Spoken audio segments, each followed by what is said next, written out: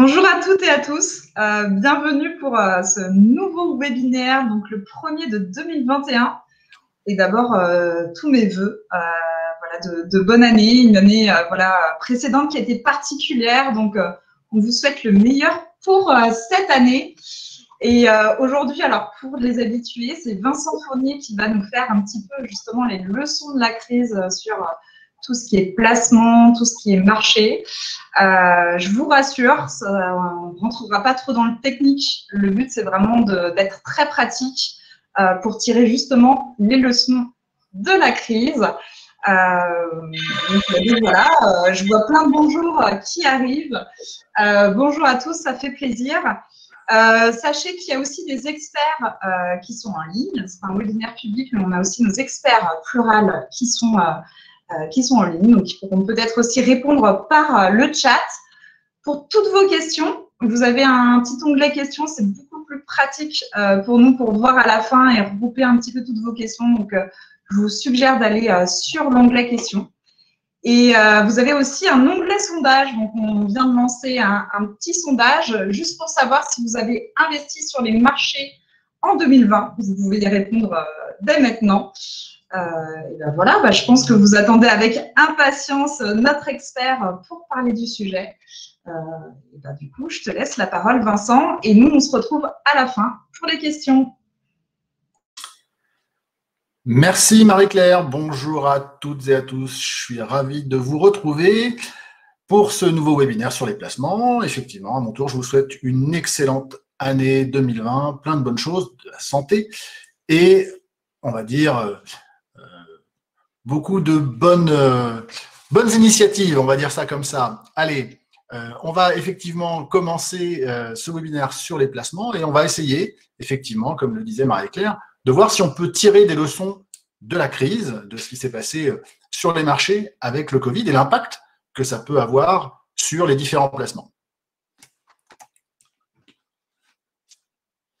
Alors, on va commencer par un peu de définition, un peu de lecture, rassurez-vous, ça ne sera pas trop long.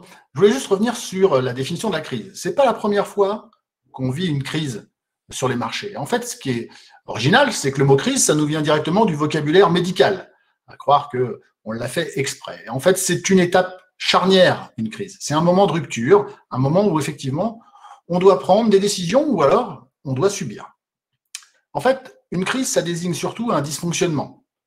Un dysfonctionnement du système qui est provoqué soit par une faiblesse, un excès, parfois par un phénomène exogène, et là c'est le cas en fait avec le Covid, et c'est ce qui va provoquer un changement, un dérèglement d'un équilibre qui est en place. Dans notre cas, effectivement, c'est la crise sanitaire qui a provoqué ce déséquilibre, et surtout ce qu'on verra, c'est que ça a eu des impacts au niveau de la planète, et ça c'était assez on va dire, assez original. Et puis, ça s'est surtout passé à une vitesse incroyable.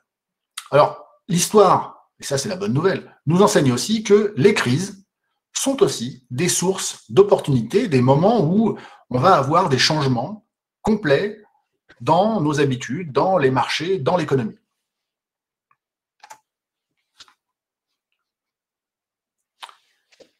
Quelques leçons, effectivement, on aurait pu en faire des dizaines et des dizaines. J'ai essayé de vous en donner quelques-unes. La première, c'est de vérifier que, effectivement, avec cette crise, tout va plus vite. L'idée, c'est aussi de voir quelles sont les conséquences de la crise sur les placements. Le fait que le risque zéro, finalement, n'existe pas. On verra aussi quelques approches psychologiques sur notamment un phénomène qui nous touche tous, la peur de perdre. On verra si l'immobilier est une valeur refuge, et ça, je sais que c'est un sujet qui revient assez régulièrement. On verra autre chose, un autre phénomène qui est l'appât du gain. On parlera aussi de diversification. On verra aussi ce que la crise nous enseigne sur la volatilité. J'essaierai de vous expliquer un petit peu ce que c'est que ce phénomène de volatilité. Et puis, bien évidemment, on parlera de stratégie d'épargne, d'investissement, et on verra aussi l'importance d'être bien accompagné. Alors, tout va plus vite. Ce graphique vous montre la vitesse à laquelle s'est propagée la crise sur les marchés financiers. On l'a vu, ça a été très vite à travers le monde, la propagation du virus, mais sur les marchés financiers, j'ai voulu vous montrer avec ce graphique la vitesse à laquelle les éléments se produisent. Vous avez sur le graphique de gauche les différents indices boursiers dans le monde, alors le CAC 40 pour la France, le S&P 500 et le Nasdaq pour les États-Unis, et le Nikkei 225 pour le Japon et on dirait l'Asie plus globalement. On voit que tout est allé très vite et en même temps, partout, sur toutes les places mondiales. Et entre le mercredi 6 février et le lundi 23 mars, les indices ont plongé de plus de 30%, on est allé même jusqu'à des moins 40%. Une vitesse donc effectivement assez exceptionnelle, et surtout, regardez la vitesse à laquelle le rebond est intervenu. Après cette forte baisse, à un moment, les investisseurs sur les marchés ont tous repris leurs esprits, ont racheté des valeurs, et ça a fait remonter les marchés encore plus vite, puisqu'en 7 jours, les marchés financiers avaient repris pas loin de 15%. D'où l'importance d'être effectivement avec des professionnels qui ont des outils de gestion qui permettent de travailler en temps réel avec des algorithmes, avec des outils informatiques qui permettent de faire ces opérations. Et pour les particuliers, c'est vrai que ce n'est pas souvent évident de pouvoir intervenir à temps sur les marchés. À titre de comparaison, je vous ai mis un graphique où on peut voir l'impact qu'a eu le crack de 1929, le fameux lundi noir de 1987, ou alors la crise des télécoms en 99. La dernière, c'était la grande crise économique de 2007, et effectivement celle du Covid en rouge en 2020, et on se rend compte qu'en 22 jours, on a eu une baisse de 35%, c'est la plus rapide à ce jour, et il est fort à parier que les prochaines seront encore plus rapides. Tous les marchés sont interconnectés, tout va très vite. Titre d'information, au mois de novembre, les marchés européens ont fortement rebondi. En une demi-heure, ils avaient pris plus de 6%. C'était à l'heure du déjeuner. Il ne fallait pas s'absenter. Alors, quelles conséquences de la crise sur vos placements, mes placements? Un état des lieux avant la crise. On parle souvent en ce moment, dans les médias, des chiffres, de la dette, de l'épargne. Alors, c'est vrai, en 2020, et c'est normal, quand on a de l'inquiétude, on épargne beaucoup. Les Français ont épargné 200 milliards d'euros sur la seule année 2020. Au global, les Français détiennent 5 276 milliards d'euros d'épargne. Alors, c'est un chiffre pris comme ça qui ne veut pas dire grand-chose. On va essayer de le rapporter à d'autres chiffres. Le produit intérieur brut de la France, la richesse de la France, c'est 2500 milliards environ. Donc, on a le double en épargne. Et puis, on parle aussi beaucoup en ce moment de la dette de la France, on y reviendra. Cette dette, on dit qu'elle est à 120% du PIB, donc c'est l'argent que l'État français doit. Ça représente effectivement à peu près 2800 milliards d'euros de dette que détient l'État. Et vous voyez que finalement, en épargne, on a 2 fois le montant de notre dette. Donc, c'est aussi un élément d'appréciation qui est important. Alors, comment est constituée cette épargne? Vous le voyez, on dit souvent, l'assurance vie, c'est l'épargne préférée des Français. C'est vrai. C'est vrai, on a 31,5%, soit un peu plus de 1600 milliards d'euros, qui sont investis en assurance vie dans le fonds en euros. L'assurance vie, on verra l'importance que ça peut avoir. Il y a quand même 370 milliards qui sont investis aussi en assurance vie en unité de compte. Et puis, autant d'argent que dans l'assurance vie sur les comptes courants, les livrets A, LDS, PEL, etc. Tout le reste est investi au travers d'actions de sociétés cotées ou non. Et différents autres types d'investissements. Alors, j'ai volontairement voulu vous donner ces informations pour vous dire que effectivement, une crise va avoir des impacts sur les marchés financiers et on va essayer de comprendre si elle impacte de la même façon tous les produits financiers. Alors, l'épargne réglementée, c'est la plus connue, la plus classique, le fameux livret, le livret A, LDD, etc., etc. Je vous ai remis, à titre d'information, les taux d'intérêt qui sont en vigueur depuis le 1er février. Toute l'épargne liquide, l'épargne réglementée, est très faiblement rémunérée à cause des taux d'intérêt qui sont très bas. Le livret A aujourd'hui est à 0,50, un plan épargne logement est à moins de 1%, et à titre d'idée, comme ça, vous avez aussi des livrets, les fameux livrets bancaires, dont certains flirte avec le 0%. Hein. Il y a un fameux livret d'une couleur orange qui, après promotion, aujourd'hui rapporte 0,03%. Mais c'est normal. Ces liquidités sont investies sur les marchés et aujourd'hui, les taux d'intérêt sur les marchés sont négatifs. Alors, petite focus sur le livret A et par rapport à l'inflation, ben on se rend compte aujourd'hui que le taux du livret A est inférieur au taux moyen de l'inflation. Ça veut dire quoi? Ça veut dire simplement que avec un livret, on ne couvre pas la hausse des prix et finalement, sur le long terme, on perd de l'argent. Donc, le livret n'est pas rentable à long terme, mais par contre, il offre une sécurité sur le capital. Votre argent, même pendant la crise, est resté disponible du jour au lendemain. Ça a pu être aussi une solution d'attente qui permet de faire d'autres investissements. Alors, l'épargne réglementée, je reviens un petit peu dessus. À quoi ça sert? Je ne sais pas si vous êtes déjà posé la question, mais effectivement, l'État a besoin, et c'est pour ça qu'il, quelque part, on privilégie ce type d'investissement, il a besoin de cet argent pour financer les grandes infrastructures, via son bras armé, qui est la Caisse des dépôts et consignations. Avec cette épargne, en fait, l'État va financer des grands projets d'intérêt général, des collectivités locales, etc., etc. Donc, encore une fois, si on a cet avantage fiscal d'une épargne qui n'est pas fiscalisée, notamment sur les livrets A ou l'LDD, c'est aussi parce que l'État a besoin de cet argent. Parlons maintenant de l'assurance vie, et notamment le fonds en euros dans l'assurance vie. Alors, qu'est-ce qui s'est passé si on avait un fonds en euros, comme on l'a vu, comme 30% de l'épargne en France, par rapport à la crise? On peut se dire, non, il n'y a pas eu d'impact, la valeur de votre fonds en euros n'a pas baissé pendant la crise, on ne s'est pas réveillé le matin avec le 23 mars, moins 25% ou moins 30% par rapport à ce qu'on avait au début de l'année. Pourquoi? Parce que le fonds en euros n'a pas de volatilité. Je vous expliquerai un peu plus tard ce que c'est que la volatilité. Par contre, le rendement du fonds en euros continue de baisser. On estime que pour l'année 2020, il sera légèrement, peut-être en moyenne, supérieur à 1%, avant CSG RDS, bien entendu. Alors, je vous ai mis ici, à titre d'information, la composition du fonds en euros. Qu'est-ce que vous avez dans votre contrat d'assurance vie, si vous en avez un, avec du fonds en euros? Eh bien, à 83%, vous avez des obligations. Ces obligations, c'est des prêts, de l'argent que vous, épargnants, nous, épargnants, on prête à des entreprises, mais beaucoup à des États. Alors, cette épargne qu'on prête à l'État, aujourd'hui, elle est très faiblement rémunérée, elle est même négative, c'est-à-dire que aujourd'hui, on fait du placement qui ne rapporte rien, voire même qui perd de l'argent, mais qui est garanti par l'État. Le problème, c'est qu'aujourd'hui, l'État s'endette, tous les États s'endettent. On est à 120%, comme je vous le disais, d'endettement sur notre PIB. Donc on estime que ce sont des taux qui n'ont jamais été atteints. On a multiplié par 2,5 le montant de notre dette en 10 ans.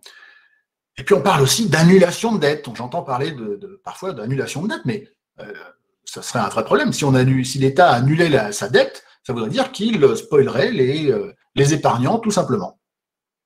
Donc les leçons de la crise, c'est que les taux encore plus bas, ça a des avantages parce que l'État s'endette gratuitement, mais surtout, ça va faire baisser le rendement dans les prochaines années pour le fonds en euros. Je vous ai mis ici deux courbes qui vous montrent cette diminution du taux de rendement qui va avec celle des obligations d'État. Plus le taux baisse, plus le rendement du fonds en euros baisse aussi. Les prévisions disent que dans les prochaines années, on peut avoir un taux de rendement du fonds en euros compris entre moins 0,5%, c'est tout à fait possible, puisque le montant est garanti, moins les frais de gestion, et puis entre maximum 0,5, 1%. Si aujourd'hui les taux continuent à rester bas comme ça pendant longtemps, les compagnies d'assurance sont obligées d'acheter de nouvelles obligations avec des taux négatifs, et les anciennes obligations qu'ils détiennent pour les épargnants avec des taux plus intéressants arrivent à échéance, sont terminés. Et effectivement, ça pose un souci de rentabilité à long terme. Pour information, l'État a emprunté de l'argent sur 50 ans, à un taux de 0,5%. Donc, il y a aujourd'hui des investisseurs qui prêtent de l'argent à des États avec un rendement à 0,5 sur 50 ans. Tout ça pour vous dire qu'il est quand même peu probable que les taux d'intérêt remontent fortement, c'est possible, mais c'est peu probable que les taux d'intérêt remontent fortement dans les années qui viennent. Alors ça n'arrivera jamais. Tout est possible. Et effectivement, le risque zéro n'existe pas. On l'avait déjà vu en 2007, 2008, 2009, la grande crise économique, où pour la première fois, on a tous eu très peur que des États fassent faillite avec la Grèce, que des banques, des grandes banques mondiales, les Lehman Brothers, etc., fassent faillite, que tout le système capitaliste craque. Ça a été vraiment le cas en 2008-2009. Et personne n'avait pu imaginer un jour qu'en 2020, toute l'économie mondiale soit en récession en même temps. À gauche, vous avez les prévisions économiques qui avaient été faites par l'OCDE en 2019. Vous voyez, c'était des prévisions de croissance, alors certes, pas très élevées. Donc, quand on parle de croissance, c'est l'augmentation du PIB, plus 2%, plus 3%, etc., etc. Et sur le graphique de droite, je vous ai marqué, à aujourd'hui, c'était à décembre 2020, quelles sont les prévisions de baisse des PIB mondiaux. Et vous voyez que la plupart des pays vont avoir une baisse historique, ça n'a jamais été aussi important, baisse de l'activité, baisse de la production, de la valeur ajoutée des entreprises, c'est comme ça qu'on mesure le PIB. Le seul pays, un des seuls pays qui va avoir une croissance de son PIB, c'est la Chine. Et on en reparlera dans nos stratégies d'investissement. Effectivement, la Chine et globalement les marchés asiatiques, aujourd'hui, ont des capacités et ont des potentiels élevés de production et d'investissement. Donc, les leçons de la crise, finalement, il y a des choses qui sont imprévisibles. Même si on se dit qu'est-ce qui pourrait arriver, etc., c'est difficile. Et l'imprévisible, puisque personne n'avait pu imaginer qu'un jour on aurait ce type d'événement, personne ne peut imaginer à quel moment ça va arriver, l'ampleur, ni les conséquences. Donc finalement, la meilleure stratégie, c'est d'être capable de s'adapter assez rapidement. Je reviens sur les risques et le fait que le risque zéro n'existe pas. Vous avez des organes de régulation des marchés. Le plus connu, c'est l'AMF, c'est celui qui veille sur l'épargnant en France, l'autorité des marchés, qui aujourd'hui, régulièrement, donne des notes sur les risques qui existent pour les professionnels. Et vous voyez ici, je vous ai mis un extrait de la dernière publication de l'AMF sur sa cartographie des risques, c'est comme ça qu'elle l'appelle, et notamment sur le risque de crédit. Donc par exemple, pour l'AMF, le fait que tous les États, et notamment la France, s'endettent massivement, peut représenter un risque sur les marchés, un risque même mondial. Un peu de psychologie maintenant, la peur de perdre. Alors volontairement, je vous ai remis un graphique que peut-être vous connaissez, vous avez vu passer pendant la crise. Quand on est dans le professionnel de l'épargne, c'est quelque chose qu'on voit à chaque fois, qu'on voit régulièrement, mais je dirais que c'est un facteur important puisque ça parle de la psychologie de l'investisseur. On est tous pareils, on est motivés par certains biais et on va avoir des comportements qui sont parfaitement naturels et contre lesquels il faut essayer de lutter. Alors je vous ai mis un exemple. Imaginez qu'en mars 2019, vous ayez fait un investissement, un placement de 50 000 € avec un objectif de durée de placement supérieur à 8 ans. Au bout de 12 mois, donc en mars 2020, craque sur les marchés, baisse brutale et subitement, moins 35% sur la valeur de votre contrat. Vous retrouvez donc, au lieu d'avoir 50 000 €, vous regardez votre contrat le matin et vous n'avez plus que 32 500 €. Qu'est-ce qui se passe? En toute logique, on se dit, on a peur, on se dit que ça va baisser encore, parce que quand c'est comme ça, on est dans un environnement qui fait que tout est morose, tout est noir. Et puis le réflexe, c'est de se dire, mais finalement, j'ai fait une bêtise, j'appelle mon conseiller, et je lui dis, voilà, ma conseillère, je voudrais tout vendre, tout est en sécurité, sauver le peu qui reste, avant que ça ne continue de baisser et que tout s'effondre. Alors, on peut faire ce type d'opération. Mais qu'est-ce qui se passe? Si on fait ce type d'opération, finalement, on matérialise une perte. Et si on va sur le fonds en euros, par exemple, alors qu'on était investi sur des marchés en actions, on va se retrouver avec un rendement à 1%.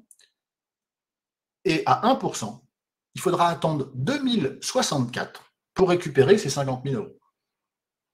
Et même si on choisit un placement avec un rendement à 3%, bien, il faudra attendre encore 2052 pour récupérer les 50 000 € qu'on avait investis au départ. Donc, autant vous dire que la solution, le fait, ce réflexe de se dire « ça a baissé, je vends », c'est un mauvais réflexe, c'est quelque chose contre lequel il faut essayer de lutter, parce qu'effectivement, un investisseur, comme je vous l'ai montré tout à l'heure, le 23 mars, il avait 32 500 €, le 30 mars, ça avait déjà repris 15%, et à aujourd'hui, il va être revenu, et dans certains cas, il va avoir même dépassé le montant qu'il avait investi au départ.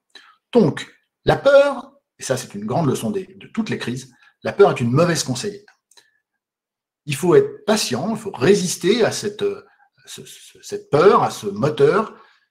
Il faut respecter son horizon d'investissement. Si on s'est dit qu'on faisait un placement sur du long terme, eh bien, il faut respecter cet objectif, faire le dos rond et attendre que ça passe. La grande leçon de cette crise, c'est qu'effectivement, la plupart des investisseurs ont respecté cette règle de base. Et beaucoup ont même décidé, et ça c'est une très bonne chose, d'investir. On avait fait des webinars à cette époque sur le fait que ça pouvait être un bon point d'entrée pour se placer sur les marchés financiers. Je pense qu'ils sont tous plutôt contents aujourd'hui de l'avoir fait. Quand vous avez une baisse, l'idéal, c'est plutôt de rentrer et d'acheter des investissements plutôt que de les vendre. Autre leçon de la crise, on va parler maintenant d'immobilier. Alors l'immobilier, est-ce que c'est une valeur refuge? Pour beaucoup, on a souvent l'impression, et on se dit toujours, l'immobilier, c'est de la pierre, ça ne baissera pas. Alors justement, ce que j'ai voulu voir avec vous dans ce webinaire, c'est vous parler effectivement de l'immobilier, vous dire qu'il y avait différents types d'immobilier. D'abord, l'immobilier, c'est un marché, un endroit où on achète et on vend des biens immobiliers. Donc la valeur de cet actif, c'est le nom qu'on va donner à l'immobilier, peut monter et peut baisser. Ça marche dans les deux sens. On a eu le cas d'ailleurs en 2009, on a eu une baisse du prix de l'immobilier, et puis bien avant, dans les années 90, on a déjà eu des baisses du prix de l'immobilier. Par ailleurs, vous avez des écarts, et des écarts importants selon le type de bien. Dans ce graphique, vous pouvez voir que vous avez un écart important entre le prix des appartements et le prix des maisons.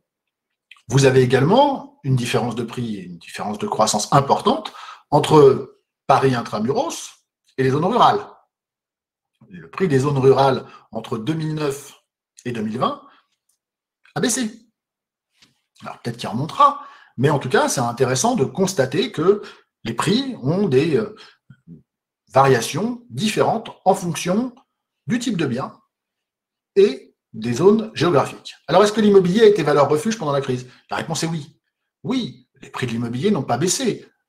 Vous avez pu le constater en bas de chez vous, dans une agence immobilière ou sur Internet, vous n'avez pas vu de baisse massive des prix de l'immobilier dans votre quartier, dans votre ville. On n'a pas eu de moins 30%. Au contraire, je vous ai mis ici les variations du prix des indices qui sont régulièrement diffusés par les notaires et par l'INSEE. Eh bien, vous pouvez voir que ce soit sur les logements anciens, les appartements anciens, les maisons anciennes, vous avez une augmentation du prix de l'immobilier. Donc oui, l'immobilier que j'appelle moi résidentiel, qu'il soit dans le neuf ou dans de l'ancien, on peut le considérer comme une valeur refuge. L'autre intérêt, c'est qu'on a une croissance finalement qui est assez, depuis notamment une dizaine d'années, qui est, alors mis à part Paris, là c'est un petit peu l'exception, mais on ne peut pas parler vraiment d'une bulle sur le marché de l'immobilier.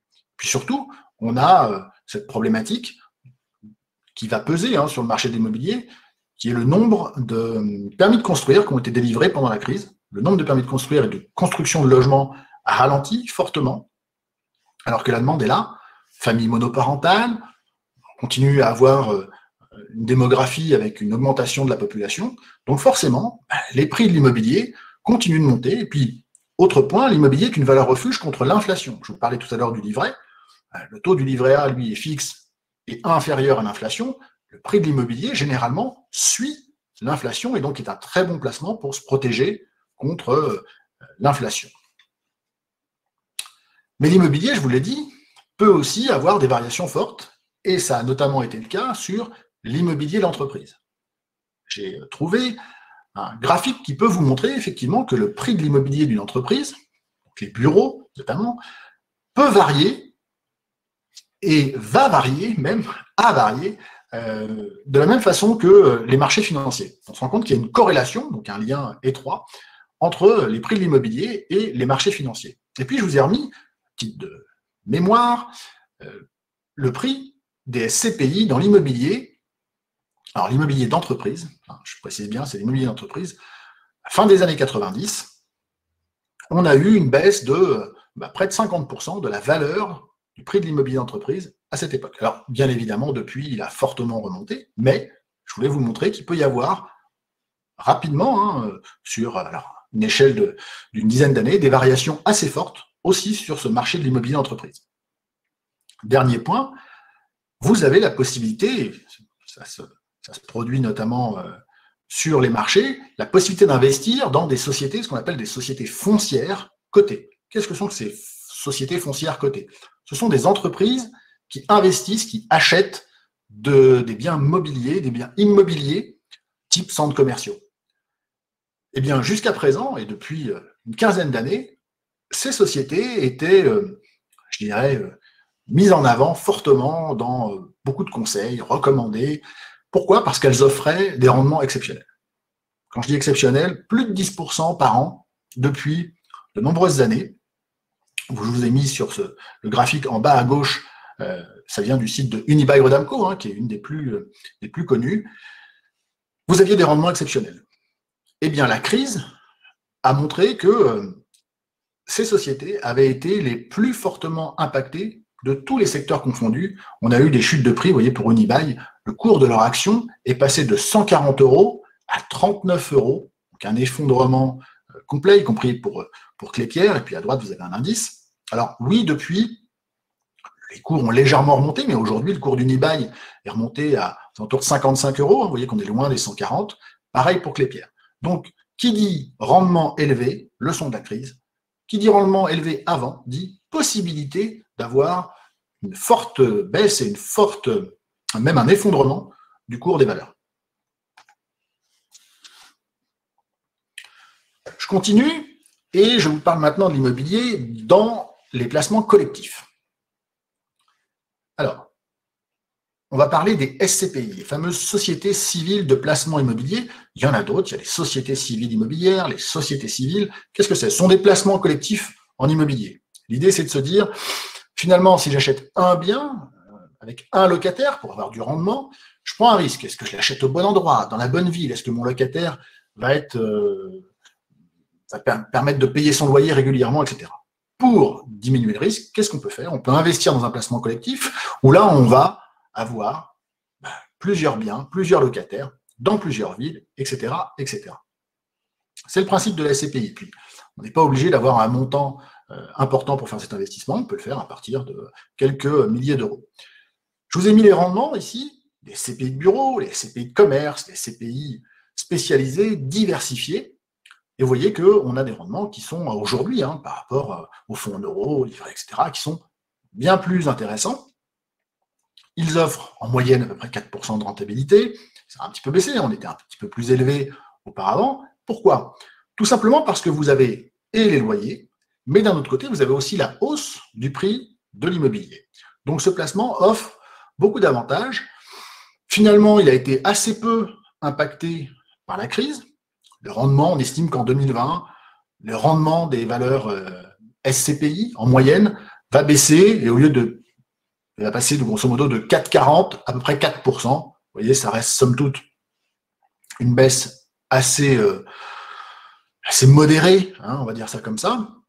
Ça a été le cas, on a déjà eu une baisse des rendements en 2008 ou en 2009, et puis c'était remonté assez rapidement par la suite. Mais toutes les SCPI n'ont pas été impactées de la même façon. Pourquoi? Parce que vous avez de la diversification. C'est vrai qu'on peut se poser des questions sur l'immobilier de bureau, parce que demain, avec le télétravail, on va avoir besoin d'avoir autant de mètres carrés dans certaines grandes villes pour accueillir les entreprises. Alors, oui, on peut se poser cette question-là. Maintenant, cet immobilier qui est détenu, il peut être transformé en résidentiel. Et puis, il y a des secteurs qui ont profité de la crise, qui se sont révélés pendant la crise. On parle notamment de tout ce qui représente la santé, tout ce qui va représenter la logistique, On a parlé de ces grandes sociétés de livraison. Ils ont besoin d'avoir des locaux dans les zones d'activité pour pouvoir livrer chez les clients, chez les consommateurs. Donc finalement, ça fait monter aussi les prix de ces biens immobiliers. Dernière innovation, vous avez des SCPI qui se diversifient, et notamment une nouvelle thématique qui est apparue l'année dernière sur le viager. Vous connaissez tous le risque du viager, et puis ses intérêts. J'achète un bien moins cher, en moyenne 40% des cotés, sauf que le risque, c'est que la personne qui m'a vendu le bien en viager soit une Jeanne Calment et disparaisse vit jusqu'à 120 ans. Finalement, si je le fais au travers de la SCPI, j'ai aujourd'hui une mutualisation de ce risque. Je vais avoir beaucoup de biens que je vais acheter, et puis effectivement, je vais pouvoir les récupérer plus vite. Le viager a aussi beaucoup d'intérêt pour les gens qui vendent en viager, qui ont des biens immobiliers, qui ont une forte valeur sur le marché, mais qui ont besoin d'argent effectivement, parce que c'est la retraite, parce qu'il y a besoin d'avoir des revenus pour pouvoir subvenir à ses besoins de santé. Et finalement, on se rend compte que beaucoup de gens sont intéressés pour vendre leurs biens en viager. Eh bien, on a aujourd'hui la possibilité de le faire au travers de fonds en SCPI notamment. L'appât du gain. Je voulais voir avec vous aussi et vous parler des leçons de la crise. On s'est rendu compte qu'il y avait des secteurs qui avaient complètement plongé. On l'a vu avec les valeurs, notamment les foncières cotées, mais il y en a eu d'autres. On parle de tout ce qui est énergie, les banques. Ces valeurs-là ont effectivement été fortement impactées par la crise. Mais d'autres se sont révélées et vous avez pu suivre, notamment sur les réseaux sociaux, l'envolée de certaines valeurs. On a parlé beaucoup d'Amazon, bien évidemment, mais aussi de Microsoft, de Zoom, etc., de Tesla sur les voitures électriques. J'ai voulu, avec ce graphique, vous montrer à quelle vitesse ça allait et surtout le fait que, effectivement, l'appât du gain peut nous conduire à vouloir investir, parfois tardivement, sur les marchés. Alors, on va parler un petit peu des valeurs technologiques. Pourquoi, notamment, les marchés américains, en 2020, ont fortement progressé pendant la crise? Alors, ils avaient baissé, ils ont eu la même baisse que partout dans le monde, à peu près 35-40% au printemps, sauf qu'à aujourd'hui, ils sont à un niveau 20% supérieur à celui du début de l'année, donc y compris la crise. Et pour les valeurs technologiques, on est à plus 40%. Pourquoi? Parce que les marchés américains, dans leur composition, vous avez beaucoup de valeurs technologiques. Et c'est ce que nous n'avons pas en Europe, en France. Donc ces indices américains, évidemment, sont portés par des valeurs comme Apple, Microsoft, dont la valeur boursière a explosé. Tous les investisseurs se ruent sur ces valeurs en se disant « c'est l'avenir ». Les 10 prochaines années, ce sont ces sociétés qui seront je dirais, les leaders mondiaux dans la finance, qui sont des sociétés qui seront rentables, qui aujourd'hui portent tous les espoirs pour le futur. Le problème, c'est que tout le monde le fait et tout le monde le fait en même temps. Donc les cours flambent, explosent. Vous voyez que la valeur en bourse de la seule action Apple, c'est autant que l'ensemble des sociétés du CAC 40. Et dans le CAC 40, on a LVMH, on a Total, L'Oréal, Hermès, 40 belles, très grosses sociétés, mais leur valeur boursière, elle est inférieure aujourd'hui à la seule valeur d'Apple. Donc vous comprenez, on ne peut pas rester éloigné de ces marchés, que ce soit en Asie, avec pas mal de sociétés qui sont en train aujourd'hui d'apparaître, et puis effectivement les marchés américains. Et ça se vérifie depuis le début de l'année, les marchés américains ont continué de progresser.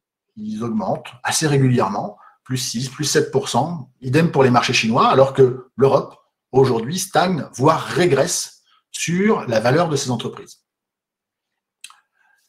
Le problème, c'est que si je suis investisseur, je vais avoir tendance à me dire « ces valeurs-là ont monté, je veux en profiter, je veux y aller ». Le risque, c'est qu'après une forte croissance, extrêmement rapide, on parle de plus 500% sur le Nasdaq depuis quelques années, c'est qu'à un moment, ce qui a pris 500% puisse baisser, chuter, s'effondrer. Est-ce qu'on n'est pas sur une bulle? Ça fait partie des risques qui existent. Donc, on peut continuer, on peut se dire, mais finalement, je vais continuer cette valeur. Tesla, on en parle régulièrement. Quand elle était à 200, on trouvait qu'elle était trop chère. À 400, on trouvait qu'elle était trop chère. Bon, aujourd'hui, elle est à 850. Est-ce que demain, elle sera à 1200 ou est-ce elle reviendra à 400? Difficile de le dire. On peut accompagner ce mouvement. Moi, je vous invite simplement à faire preuve de prudence, à ne pas se précipiter, à réserver seulement une partie de son épargne et au travers de fonds, notamment avec les professionnels, qui vont pouvoir sélectionner, choisir des valeurs. Le but, bien évidemment, c'est essayer d'investir avant ces fortes flambées pour pouvoir en profiter. Je voulais vous parler aussi rapidement de l'or et du Bitcoin. Parce que, bien évidemment, on se pose beaucoup de questions. Pourquoi? Parce que ces valeurs, elles ont flambé. Elles ont flambé et elles ont profité, en plus de la crise, pour continuer de s'envoler. Pourquoi? Tout simplement parce que l'or et les crypto-monnaies ne sont pas des investissements. Ce ne sont pas des produits financiers. Ce sont simplement des valeurs qui reposent sur l'offre et la demande. Et l'idée, c'est de se dire, finalement, ces valeurs vont pouvoir me protéger de quoi? Non pas d'une baisse de la croissance économique, etc., mais simplement d'une baisse de la valeur de ma monnaie. C'est une protection contre un risque d'inflation. Si aujourd'hui j'ai des euros ou des dollars, le risque, c'est qu'effectivement aujourd'hui, les banques centrales produisent une quantité énorme de monnaie et que finalement, la valeur de ma monnaie se déprécie. Et donc, je préfère avoir un autre actif, comme de l'or ou du Bitcoin, pourquoi pas, en me disant, si ma monnaie a perdu de sa valeur, j'aurai toujours quelque chose qui n'aura pas perdu et qui sera quelque chose dans laquelle je peux croire. La seule difficulté, c'est que ces valeurs sont très volatiles. Encore une fois, la volatilité, c'est la possibilité de progresser et donc de baisser très fortement et très rapidement. Le cours de l'or est passé, vous le voyez, de 1000 $ l'once à 2000 $ en à peine un an. Quant au Bitcoin, on est passé de 10 000 à 40 000 $ un Bitcoin. Bon, en une semaine, il est passé de 40 000 à 30 000. Donc, on a des variations sur ces actifs. C'est aujourd'hui difficile de comprendre. C'est quasi impossible de prévoir. Donc, on peut se risquer, on peut le faire, mais encore une fois, avec beaucoup de précautions sur les investissements dans ce type de valeur. C'est de l'argent qu'il faut être prêt à perdre et on n'a aucune certitude sur les valorisations demain. Les leçons de la crise. Je vous le disais, on a des secteurs, on a des valeurs, on a des marchés. Et finalement, difficile de prévoir ce qui va fonctionner, ce qui va se casser la figure. On a eu, notamment avec Covid, des choses incroyables. Le fait que, par exemple, plus aucun avion ne vole. En 2019, je vais prendre un exemple d'une société que vous connaissez tous, Airbus, fabricant d'avions, fleuron de l'industrie européenne, leader mondial, Boeing, en plus, avec des difficultés avec ses avions, etc. On s'était dit, mais Airbus, c'est une valeur mais extraordinaire. Le marché ne fait que progresser, les commandes d'avions, etc. Personne n'aurait pu s'imaginer un jour qu'une action Airbus allait passer d'un cours de plus de 100 € à 30, allait s'effondrer comme ça en si peu de temps, parce que plus d'avions dans le ciel, un marché aérien complètement fermé, c'était impossible à prévoir. Et pourtant, c'est possible. Donc j'ai voulu vous montrer sur ce graphique les vertus de la diversification. Vous avez ici les performances annuelles de différents placements. Alors ça, c'est un portefeuille qu'on a créé dans le groupe Quintessence l'année dernière, avec différents fonds, des fonds de sociétés de gestion sur différents secteurs géographiques. Alors il y avait la Chine, les États-Unis, l'Europe, le monde, et puis sur des secteurs sur lesquels on croit dans l'avenir. Je parle de l'eau, l'écologie, la transition énergétique, la santé, la technologie. Et ce que je voulais vous montrer avec ce graphique, c'est que chaque année, vous voyez que vous avez 2014, 2015, 2016, les performances sont différentes et c'est jamais le même fonds qui a les meilleures performances. Donc par contre, si on choisit de mettre toutes ces valeurs dans un portefeuille, eh bien, on va avoir quelque part moins de risques et surtout, on va avoir un rendement moyen qui va être nivelé. Vous voyez que sur 10 ans, ce portefeuille a fait 237% de hausse, sur 5 ans, 100%. Mais l'intérêt, c'est que chaque année, il a apporté du rendement. Et en 2020, vous voyez, on a un portefeuille qui a eu une progression de 24%. Alors effectivement, on a des fonds technologiques, je vous le disais, ils ont augmenté même de 86%, assez exceptionnel, alors que le secteur de la santé a augmenté de seulement 1,66%. Mais qui dit que l'année prochaine, ce ne sera pas l'inverse, on aura peut-être un secteur technologique qui fera moins 20%, et un secteur des sociétés européennes ou de la consommation en Chine qui va exploser et faire plus 40. Donc l'intérêt de la diversification, c'est d'avoir moins de risques, et puis tout de même de profiter d'une belle rentabilité, et puis en tout cas des possibilités de rendement élevées. Leçon de la crise. Attention aux placements où vous n'avez qu'une seule valeur. Premier exemple, moi qui me vient en tête, c'est le plan épargne entreprise. Beaucoup de clients nous disent, moi j'ai un placement formidable, c'est que j'investis dans mon entreprise. J'ai un plan épargne entreprise, quand je verse de l'argent, l'entreprise verse avec moi. Le risque, c'est que si dans ce plan épargne entreprise, il n'y a pas un fonds, mais il y a une action, une seule valeur, le risque, c'est que cette valeur puisse avoir effectivement des variations à la hausse ou à la baisse.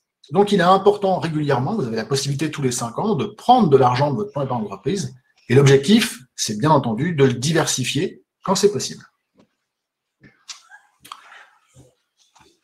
La volatilité, décryptage. Qu'est-ce que c'est que cette volatilité? Je vous l'ai dit, l'idée c'était d'essayer de vous expliquer comment fonctionne la bourse, d'accord, en période de crise. Eh bien, on a en fait un indice qui mesure la variation.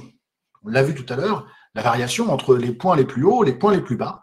Et c'est représenté là sur ce graphique en jaune, et vous voyez, sur la partie gauche, avec les différentes crises. Eh bien, cet indice, on se rend compte qu'il augmente fortement lors des périodes de crise. Donc, c'est un bon indicateur. Quand l'indice de volatilité est élevé, ça signifie qu'on est sur des incertitudes et qu'on peut avoir effectivement des mouvements très forts à la hausse, plus 20, plus 30, plus 40, mais aussi à la baisse, dans les mêmes proportions.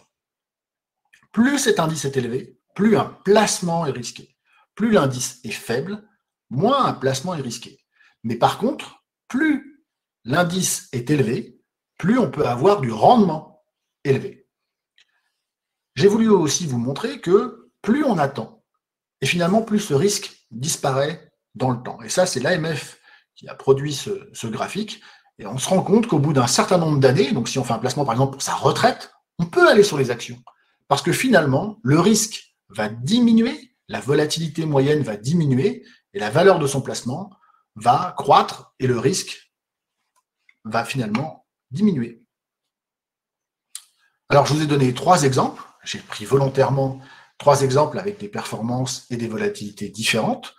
Je vous ai mis sur le graphique du haut un fonds immobilier, d'accord, une SCI en l'occurrence, et c'est le trait en bleu, c'est le trait du milieu. Donc, vous voyez la valeur du placement, la valeur de ce fonds, elle a démarré à 100 en 2015 ou quelque chose comme ça. Et vous voyez que vous avez une belle ligne droite, une parfaite ligne droite, il y a très peu de variations, elles sont quasiment infimes, imperceptibles, y compris pendant la crise. Vous avez une volatilité, un indice de volatilité qui est de 0,48%, et sur vos placements, quand vous regardez, quand vous faites des investissements, souvent on vous demande quel indice vous voulez, etc. Vous voyez que ça correspond à un indice 2, c'est très faible. Alors la performance, somme toute intéressante, on est à 43% sur 10 ans, on aura cette année une performance un peu inférieure à 3%, mais il y a peu de risques. Bien évidemment, ce n'est pas un placement qui pourra faire 15% par an, ce n'est pas possible. En dessous, je vous ai mis un autre placement qui a eu la même performance sur 10 ans. D'accord ? C'est un placement sur des actions françaises. Il a fait 42% en 10 ans. Par contre, vous voyez que l'indice de volatilité, il est à 6, on a une volatilité en pourcent qui est à 24%, donc des variations fortes. On peut donc avoir un placement ou 2 placements qui ont le même rendement, la même performance sur 10 ans, mais avec des volatilités complètement différentes. Et puis enfin, le dernier placement, je voulais vous montrer l'investissement sur un fonds technologique américaine, en l'occurrence le fonds de la banque JP Morgan. Sur 10 ans, on est à presque 600% de hausse, C'est assez impressionnant. Et finalement, on a une volatilité qui est à 26%. Ça nous donne un indice et une idée qu'effectivement, ce fonds est capable de fortement monter, mais aussi fortement baisser. Alors, quelle stratégie pour l'épargne et pour les investissements en période de crise? La première, c'est qu'effectivement, il faut bien définir les projets, les montants et la durée. Finalement, chaque projet doit correspondre à une solution d'épargne. Ne faites pas le même placement pour le changement de la voiture dans 2 ans ou votre retraite. Ce n'est pas possible. Et on ne va pas choisir les mêmes fonds. On doit choisir les supports d'investissement en fonction de la durée. Plus on va partir sur une durée longue de placement et plus on va pouvoir prendre des supports performants, des supports risqués, aller sur les marchés financiers. Le but, c'est de bien définir le couple qu'on veut entre le rendement, d'accord, et la sécurité. Certains placements, on l'a vu notamment en termes d'immobilier, offrent un rendement aujourd'hui intéressant, 3-4%, avec finalement un risque assez faible. D'autres placements offrent plus de rendement, on l'a vu sur la durée, sur les placements actions, on peut être sur des rendements à 100-150%, mais avec davantage de risques. On l'a compris, si on veut faire un placement sur 6 mois, on ne va pas aller sur les marchés financiers, surtout si on veut être sûr de récupérer son argent. Par contre, pour la retraite, on ne va pas la financer avec un livret A, parce que là, ça va être compliqué de se constituer une véritable épargne. Ensuite, il faut essayer de choisir les bons supports d'investissement, on va en parler un petit peu après. Il faut les choisir avec plusieurs possibilités, la possibilité de faire des changements, la possibilité de passer, si on a fait par exemple un placement pour sa retraite, on peut être très dynamique au début, sur les actions, les marchés, et puis plus on va arriver près de la retraite, être capable de passer plutôt sur de l'immobilier, voire même un placement entièrement sans risque, parce qu'on arrive à quelques mois ou de l'échéance. Et puis, dernière leçon de la crise, garder des liquidités pour pouvoir investir. Si à un moment, effectivement, il y a cette opportunité, si les marchés décrochent de 30%, eh bien c'est à ce moment-là, il y a une expression, on dit « cash is king », c'est-à-dire qu'on va pouvoir profiter de cet argent qu'on va avoir gardé en liquidité pour investir sur un bon point d'entrée sur les marchés. Autre stratégie payante, et on l'a vu pendant la crise, je voulais vous montrer l'efficacité du versement programmé. Donc souvent, on vous dit, pour investir sur les marchés financiers, pour diminuer ce fameux risque, quand on va aller notamment sur les actions, c'est de ne pas tout mettre le même jour. Eh bien, j'ai voulu vous montrer qu'en 2020, j'ai voulu vous comparer 2 investisseurs sur le CAC 40. Je n'ai pas pris en plus le meilleur indice. Eh bien, si vous avez versé 15 000 € au mois de décembre 2019, en décembre 2020, sur le CAC 40, vous avez perdu 7,54%.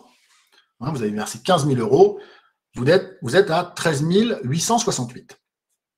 À côté, j'ai voulu vous montrer le même investissement, mais avec un versement programmé de 1 154 € chaque mois pendant l'année 2020. Eh bien, vous finissez l'année avec une performance de plus 10%. Pourquoi? Parce que vous avez finalement fait des achats au moment où le marché était élevé. On était à 6 000 points, 6 100 points même sur le CAC 40 au début de l'année dernière. Sauf que quand on va avoir eu une baisse très très forte, on va investir la même somme et donc on va acheter plus de fonds et finalement on va profiter des hausses, on va lisser son prix de revient et vous voyez, ce graphique parle de lui-même, il vous montre qu'avec des versements programmés, vous avez moins de risques et vous allez avoir de la performance même quand le marché, sur l'année, a fait une performance négative. Leçon de la crise, on ne sait jamais à quel moment on est au plus haut ou au plus bas sur les marchés. On n'y arrive pas, personne n'est capable de le dire, ce sont simplement des prédictions, on ne peut pas savoir quand on est à 6 000 points, est-ce que c'est le point le plus haut? Aujourd'hui, je suis incapable de vous dire si demain le marché va monter ou va baisser. Eh bien, l'investissement programmé permet d'être certain d'investir régulièrement et de pouvoir profiter de ces hausses et de ces baisses. Dernier point, être bien accompagné, vous l'avez compris, en fait, il n'existe pas de solution miracle au niveau de la gestion de patrimoine. C'est le rapport de confiance qu'on peut avoir avec des professionnels pour nous accompagner. C'est difficile pour soi de faire des choix, on n'est pas toujours objectif, on a plein de choses qui viennent dans notre tête, qui vont nous pousser pas forcément à prendre les bons choix. Je pense que c'est important de prendre du temps avec des professionnels, avec des conseillers en gestion de patrimoine qui vont vous aider, vous apporter de l'éclairage sur votre organisation, faire un bilan et ensuite vous permettre de faire les bons choix. Donc, n'hésitez pas à confier la gestion de votre épargne à des professionnels, à vous accompagner sur les choix. Utilisez aussi les grandes sociétés de gestion. Aujourd'hui, difficile, hein, on ne peut pas avoir le bon conseil, le bon tuyau. Aujourd'hui, ça a disparu. On a des sociétés, il y a des sociétés de gestion d'actifs dans le monde hein, qui sont fortement équipés, qui ont tous les moyens pour pouvoir être actifs sur les marchés et puis surtout nous donner l'accès à tous les marchés de la planète. On peut investir aujourd'hui avec quelques milliers d'euros, centaines d'euros même, en Chine, aux États-Unis, dans la technologie, la biotechnologie, l'énergie verte, l'écologie, etc., etc. Donc on a tous ces choix-là. Le tout, c'est d'avoir les bons supports et de faire confiance et de passer par des professionnels qui vont pouvoir nous donner accès à tous ces supports. Bien entendu, c'est le dernier point, n'hésitez pas à utiliser les enveloppes fiscales. L'assurance vie, c'est la plus connue. Aujourd'hui, vous avez la possibilité à travers l'assurance vie de faire tellement de choses. C'est pareil pour le plan épargne retraite, ça fonctionne de la même façon, mais avec les avantages fiscaux en plus pour pouvoir préparer sa retraite. Enfin, dernier point, choisissez bien vos placements, choisissez ceux qui sont les plus modernes, les plus flexibles, qui peuvent vous permettre de faire de la signature électronique, de faire des opérations rapidement, qui vous permettent d'avoir accès à tous les marchés, et pas seulement quelques-uns, sous prétexte qu'ils sont gratuits. Généralement, ils ont une offre fortement réduite. L'idée, c'est que si vous pouvez aller sur tous les marchés, partout, vous allez avoir beaucoup plus d'opportunités, certainement aussi plus de rendement, et vous verrez, les frais seront rapidement, très rapidement amortis.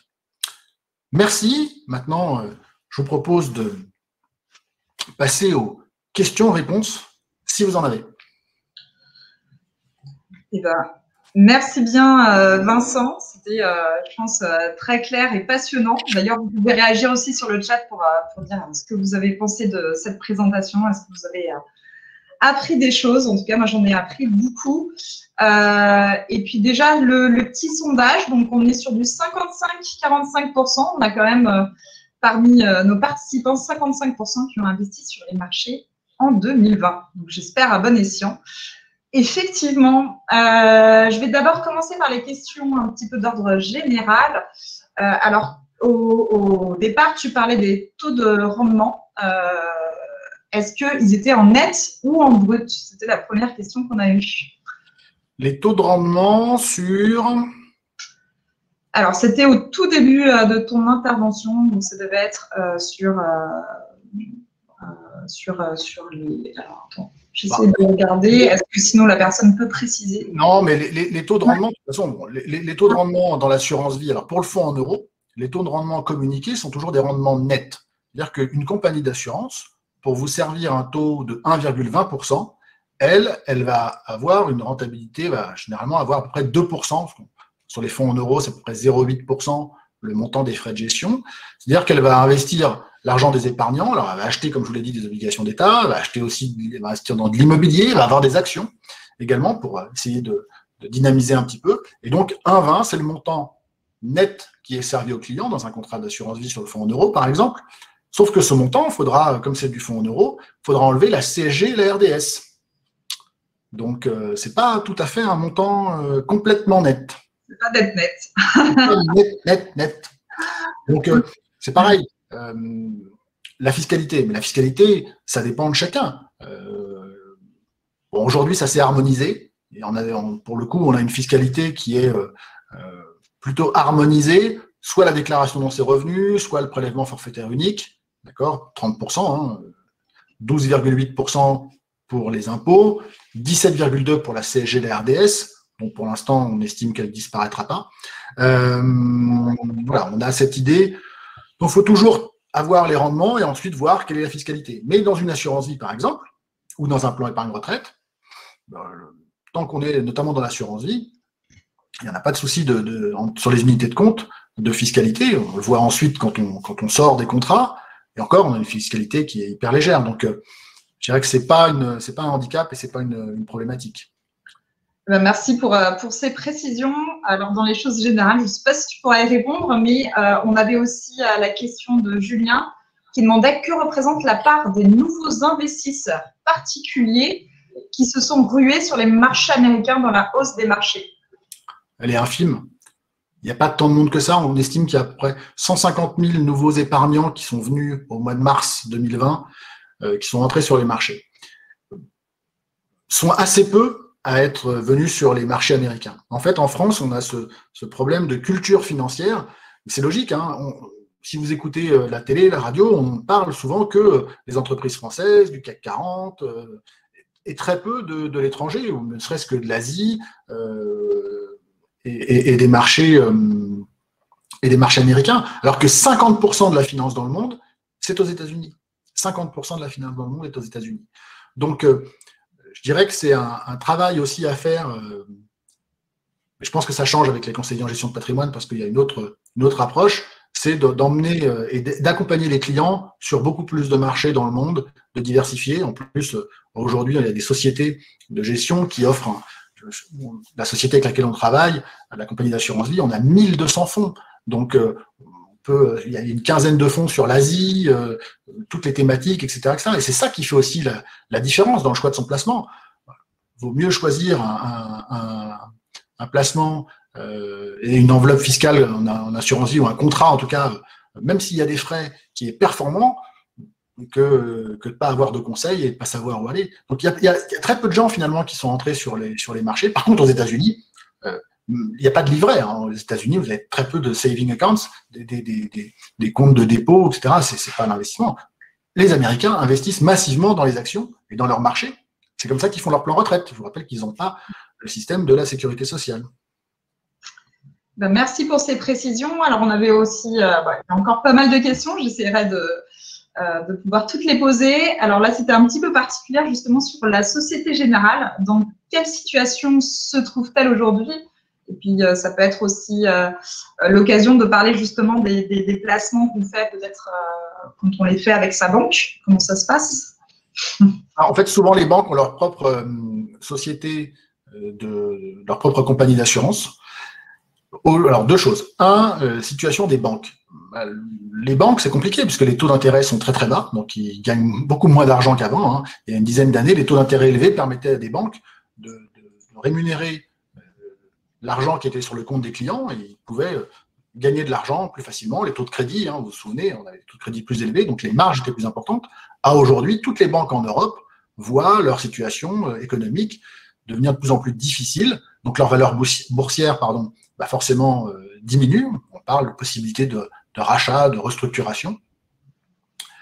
Après, chaque banque essaye et peut commercialiser ses propres produits de placement, souvent des produits maison. Encore une fois, ce n'est pas la problématique du placement en lui-même. L'assurance vie, l'enveloppe est la même. Reste à savoir, est-ce que la personne qui travaille dans cette banque va avoir le temps de s'occuper de ses clients, va avoir le temps de les appeler le matin, le soir, va être disponible pour pouvoir prendre 2 heures, 3 heures, faire un vrai bilan patrimonial. C'est ça la difficulté. C'est la difficulté du modèle. C'est pour ça qu'aujourd'hui, les sociétés de gestion de patrimoine, pas forcément, ont une autre approche que celle des banques traditionnelles. Merci. Alors, du coup, on va maintenant venir aux questions sur les types d'investissements. Donc, il y en avait plusieurs sur les SCPI notamment. Deux questions de Pascal sur de savoir est-ce que tu penses que les effets de la crise sont déjà inclus aujourd'hui dans les courses de bourse actuelles, notamment sur le rendement des SCPI au global et aussi des SCPI sur les locaux commerciaux. Alors effectivement, c'est une très bonne question sur est-ce que c'est intégré ou pas. En fait, une SCPI, c'est simple, c'est transparent, c'est de l'immobilier. Donc chaque année, il y a des experts indépendants qui évaluent le prix des actifs de la SCPI. Donc en fonction de ce que détient la SCPI, l'expert va dire, voilà, aujourd'hui, la valeur de tous les biens immobiliers détenus par cette SCPI, il est de 100 millions, 105 millions, etc., etc. Donc ça, c'est ce qui va donner généralement le prix de la part. Bon, les SCPI ont une marge de 10% à peu près à la hausse, à la baisse, pour laisser les prix. Dans l'ensemble, ils augmentent, hein, parce que les prix de l'immobilier, je vous l'ai dit, augmentent. Derrière, on a des biens immobiliers. Ensuite, il y a les loyers perçus par les SCPI pour nous. Quand on est épargnant, qu'on a de l'argent dans les SCPI, c'est la SCPI qui récolte les loyers. Dans l'ensemble, les loyers, il y a eu quelques reports au mois de mars, mais pour beaucoup, les loyers ont été payés et récupérés. Et puis ensuite, l'intérêt, sinon, c'est effectivement de faire un aménagement avec son locataire pour qu'il paye un peu ultérieurement. Donc ça a un impact, ça a eu un impact, ça fait baisser le rendement, on estime pour 2020 à peu près 10%. Donc au lieu d'être à 4,40, on va descendre à peut-être légèrement en dessous de 4%. Mais ça reste aujourd'hui un très bon placement. L'idée, c'est surtout de bien diversifier les placements SCPI. Ne pas hésiter à avoir de la SCPI dans la santé, dans, je vous le disais, les locaux, le résidentiel, etc. Il y a plein de secteurs. Donc, il ne faut pas hésiter, comme pour les actions, en fait, à bien diversifier son investissement. On peut le faire. Alors, il y a même les fameuses SC et SCI qui sont par essence complètement diversifiées. Je pense que c'est une des clés.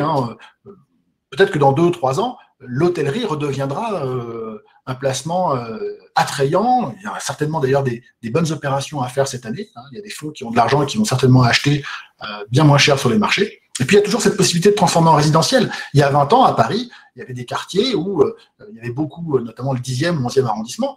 Bon, beaucoup de sociétés sont parties, ont vendu, ont transformé en résidentiel à des prix importants. Aujourd'hui, les prix de l'immobilier sont élevés. Donc, aujourd'hui, oui, c'est intégré en grande partie. C'est intégré et on peut avoir l'année prochaine peut-être une légère baisse. Mais quand le prix baisse, le rendement augmente. C'est ça qui est intéressant dans l'immobilier. Si j'ai un appartement qui vaut 100 000 euros et que j'ai 5 000 euros de loyer, mon rendement est de 5%. Si le prix de mon appartement baisse à 60 000, mais que je continue à avoir 5 000 euros, forcément, mon rendement explose. Merci pour ces précisions. Et du coup, on avait aussi une question de Thomas, toujours sur la SCPI, mais le SCPI Viager, du coup, qui est très particulier, dont tu nous as parlé aujourd'hui. Quel niveau de rentabilité on peut s'attendre sur ce type de SCPI et sont-elles déjà ouvertes aux investisseurs? Oui, il n'y en a que 2 aujourd'hui sur le marché. Ça a été lancé l'année dernière. Et il y en a une dont on peut faire profiter nos clients au travers, effectivement, qui s'appelle Silver Avenir. Alors, le rendement, on est au début, donc c'est assez. On est à plus de 7 ou 8% depuis qu'elle a été créée. Elle a été créée seulement au mois d'août. Ce qui est intéressant, je vous le disais, c'est le fait d'acheter de l'immobilier avec une décote de 40% et de ne pas avoir. En plus, il n'y a pas de système de paiement, de bouquet, de soute, etc. Donc, comme on diversifie le nombre d'achats, que le marché est très dynamique, on n'a pas de risque de locataire non plus. Finalement, on se rend compte qu'on peut s'attendre à des rendements, je pense, assez importants, de l'ordre de 4-5% en moyenne par an. Là, on est au début et je pense qu'il faut en profiter. Il faut essayer d'investir assez rapidement sur ce type de marché. Et puis, il y a un besoin. C'est encore une fois, il y a beaucoup de gens qui ont de l'immobilier, ils n'ont pas de cash et ont besoin de cet argent. Ils continuent à rester chez eux. Tant qu'ils sont en vie, ils restent chez eux et ils ont, pour le coup, des disponibilités financières. Donc, un très, très bon moyen. Moi, j'ai trouvé ça assez innovant, assez audacieux et en même temps complètement dans l'air du temps. On risque de vivre tous jusqu'à 100 ans, voire plus. Donc, le viager sera peut-être un bon moyen de faire un complément pour sa retraite et de le faire au travers de produits collectifs. Encore une fois, ça diminue le risque. On a compris aussi que la diversité justement des placements, c'est ça aussi la clé. Mais du coup, Pascal rebondit en demandant l'intérêt du viager peut-être par rapport à la nue propriété. Les deux sont. En l'occurrence, on a aussi effectivement la nue propriété qui existe. Il y a des SCPI de nue propriété. Alors, le principal intérêt de la nue propriété, c'est de ne pas avoir la déclaration en termes d'IFI. Dans certains cas, ça peut être intéressant puisqu'on n'est pas propriétaire, on n'est pas usufruité du bien, donc on n'a pas à le déclarer dans son IFI. Le viager a quand même cette idée d'acheter des biens, de les revendre. On a beaucoup plus d'activités que la seule nue propriété. Très bien. Alors du coup, très rapidement, parce qu'après j'aimerais revenir sur les questions, il y a 2-3 questions sur les conseils que tu peux apporter.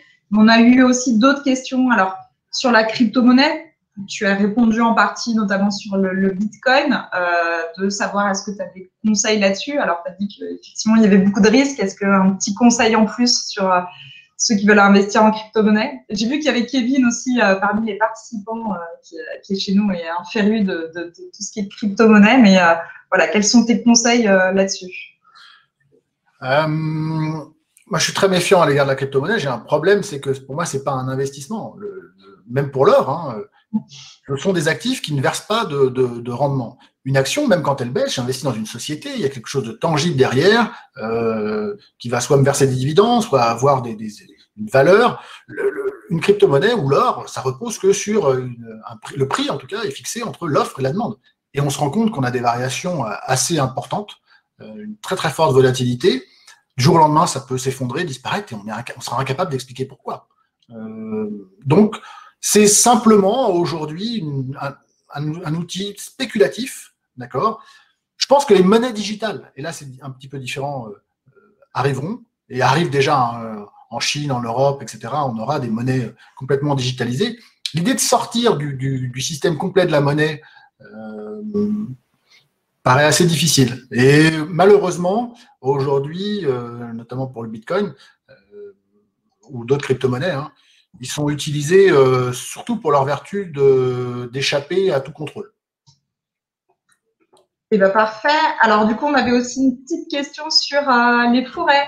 Que pensez-vous de l'investissement dans les forêts? Parce qu'effectivement, c'est un investissement qu'on peut faire. Les forêts, le vin, il y a beaucoup de choses Ouais. qui sont effectivement, encore une fois, c'est de la diversification. J'estime qu'on peut avoir les matières premières, qu'on peut avoir des actifs réels, comme de la forêt, des étangs, etc., dans son portefeuille. Ça dépend de la taille de son portefeuille, et puis c'est surtout comment le faire. Quel montant pour acheter une forêt? Il y a des placements, il y a des fonds qui sont qu'on peut utiliser pour pouvoir faire ce type d'investissement dans la transition énergétique, dans le solaire, ça c'est possible à travers des fonds collectifs. Sinon, effectivement, c'est plus difficile. Est-ce qu'il faut mieux acheter une forêt dans le Loir-et-Cher ou dans le Doubs? Là, c'est plus compliqué. Ok. Et ben, du coup, on va en venir aux questions un petit peu sur les conseils. Donc, il y avait Antoine qui demandait, j'ai 30 000 € de placement. Est-ce que je le fais sous gestion libre ou sous mandat? Moi, je ne suis pas trader. Beaucoup de gens ne sont pas traders non plus. Et vous avez vu, ça va très très vite. Effectivement, c'est toujours compliqué de se dire est-ce que j'achète ou est-ce que je dois vendre, quelle valeur, comment, etc. C'est un métier. Ce sont des équipes de gestion, des gens qui ne font que ça toute la journée. Et je pense qu'effectivement, le fait de travailler avec des professionnels, notamment quand on confie la gestion dans un mandat, alors on peut en confier plusieurs, d'ailleurs, on peut en confier à plusieurs personnes avec des thématiques différentes. On leur donne sa thématique. Moi, si je crois dans l'intelligence artificielle, si je crois dans le développement durable, je peux fixer un cadre. Et dans ces cas-là, c'est le professionnel qui, lui, va choisir les fonds. Et généralement, les résultats sont bons. On a effectivement, sur les périodes de baisse, moins de baisse. Et sur les périodes de hausse, on arrive à avoir aussi de très, très bonnes performances. Donc, finalement, ça diminue aussi sensiblement le risque. Eh bien, parfait. Merci bien.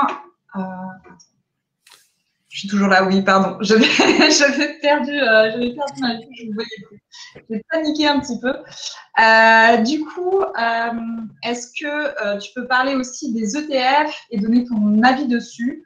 Il y avait quelqu'un aussi qui demandait justement si on avait des ETF permettant de se positionner sur des placements multisecteur en Chine, qui demandait aussi un code ISIN, je ne sais pas si on dit comme ça d'ailleurs, désolé, et je crois que Sabri, du coup, a répondu sur le chat. Donc, est-ce que tu peux nous parler davantage justement des ETF?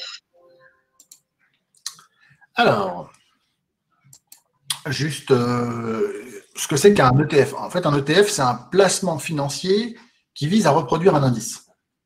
Un indice ou le cours d'une valeur. Alors, ça peut être un indice boursier, ça peut être aussi le cours du cacao, de l'or, etc., etc. Il va reproduire la performance d'un indice artificiellement, mais il va reproduire. Donc, on peut très bien avoir un placement financier qui va reproduire le CAC 40, le Nasdaq, etc., etc. Pour la Chine et pour les fonds chinois, les marchés sont un peu plus diversifiés. Il n'y a pas spécialement d'ETF sur les fonds chinois, parce qu'il y a plusieurs bourses en Chine, en fonction de Hong Kong. Alors, il y a les actions effectivement purement chinoises, d'autres sur leur territoire, Taïwan ou Hong Kong, etc. Donc, on passe plutôt par des fonds, des grandes banques, notamment des grands gestionnaires, Schroeder, JP Morgan, etc., qui vont aller investir sur le marché chinois, qui ont la connaissance et qui vont aller investir dans les sociétés, qui vont faire cette sélection et ce travail. Moi, c'est plutôt une bonne solution pour aller sur les marchés qu'on ne connaît pas beaucoup et sur lesquels, effectivement, on souhaite investir. Et c'est pareil, il n'y a pas que la Chine, hein, on a des fonds qui permettent d'investir sur d'autres secteurs, notamment en Asie. Merci beaucoup pour ce retour. Et du coup, je pense que c'est déjà 1h10, il y en a peut-être qui veulent manger aussi. On va finir par une ouverture un petit peu sur aussi la défiscalisation, parce que là, on était plutôt sur les placements, mais du coup, on avait une question de Nicolas qui demandait, et puis Quintessence y répond aussi, est-ce que Pinel reste le meilleur levier pour défiscaliser? Donc, c'est une question très ouverte. Je sais qu'il y a des spécialistes aussi sur le chat et je pense que la réponse, elle n'est pas en une seconde, mais est-ce que tu peux nous en dire plus là-dessus, comme on a parlé aussi un peu d'immobilier par les SCPI, mais d'investissement immobilier pour défiscaliser? Est-ce que Pinel, c'est bien? Alors, est-ce que Pinel, c'est bien? En tout cas, c'est mieux que rien, déjà. L'investissement Pinel, c'est un dispositif fiscal, donc faut le voir. C'est peut-être pas le meilleur pour tout le monde. Dans certains cas, il est très bon. Donc, c'est en fonction de la situation de chaque personne. C'est surtout ça qu'on va prendre au départ pour voir si Pinel correspond ou pas et est-ce que c'est le bon levier. Il y a d'autres dispositifs fiscaux, Malraux, le démembrement, le déficit foncier. Il y en a tellement. C'est là l'aide que va pouvoir apporter le conseiller en gestion de patrimoine. Il va sélectionner le bon dispositif en fonction du souhait qu'on veut faire. Mais en tout cas, l'immobilier, j'ai essayé de vous le montrer dans ce graphique, c'est un marché qui est porteur. Il est aujourd'hui déséquilibré. Il n'y a pas assez d'offres, il n'y a pas assez de biens en construction, etc. Et il y a de la demande. Si vous avez un studio et que vous voulez le mettre en location, vous allez avoir une vingtaine de personnes pour louer votre bien, s'il est correctement placé, ou un T2, un T3, etc. Puis en plus de ça, oui, quand vous investissez dans le neuf, vous investissez dans un bien qui va avoir toutes les qualités énergétiques. On préfère tous habiter dans un logement green, qui ne consomme pas en énergie, etc., que ce qu'on appelle une passoire thermique. D'ailleurs, il va y avoir toute une réflexion à faire. Il y a beaucoup de gens, beaucoup de propriétaires qui vont avoir à engendrer des frais pour rénover des logements anciens. Et quand vous êtes locataire, vous préférez un logement neuf qu'un logement ancien. Enfin, je veux dire, il y a tellement de choses sur ce marché. En tout cas, Pinel reste très attractif. C'est un très bon moyen de faire un investissement qui va être financé par un locataire, par une aide de l'État, une réduction de ses impôts. Et tout ça est complémentaire. On a souvent une capacité d'épargne. On a une partie qu'on va pouvoir mettre dans la partie, effectivement, pourquoi pas investissement Pinel, et une autre partie qui va pouvoir être mise dans un plan épargne retraite, dans un contrat d'assurance vie, etc. Ça va dépendre, encore une fois, de tous les projets qu'on va avoir. Il n'y a pas de placement miracle meilleur que d'autres. Souvent, on peut avoir plusieurs choses en fonction de chacun de ces projets. Merci beaucoup Vincent. Juste avant de finir, s'il y en a qui ont des suggestions pour des prochains webinaires, que ce soit sur le… Oui, s'il y a des thématiques, effectivement. Voilà, si vous avez des envies particulières, et puis vous l'avez bien compris aussi, de se faire accompagner par un expert, ça aide beaucoup justement pour pouvoir faire son bilan patrimonial et voir ce qui est le mieux, et puis aussi diversifier pour capitaliser, optimiser et prendre aussi le moins de risques possible. Juste pour vous informer, suite à ce webinaire, vous recevrez tout de suite par email le replay, ainsi qu'un lien si justement vous voulez aller plus loin avec un conseiller expert en gestion de patrimoine. Avec Quintessence, on a des conseillers sur toute la France, donc où que vous soyez, vous pouvez être accompagné. Voilà. Merci encore Vincent pour cette superbe intervention. Merci à toutes et à tous et à bientôt. Ouais. À très bientôt. Au revoir.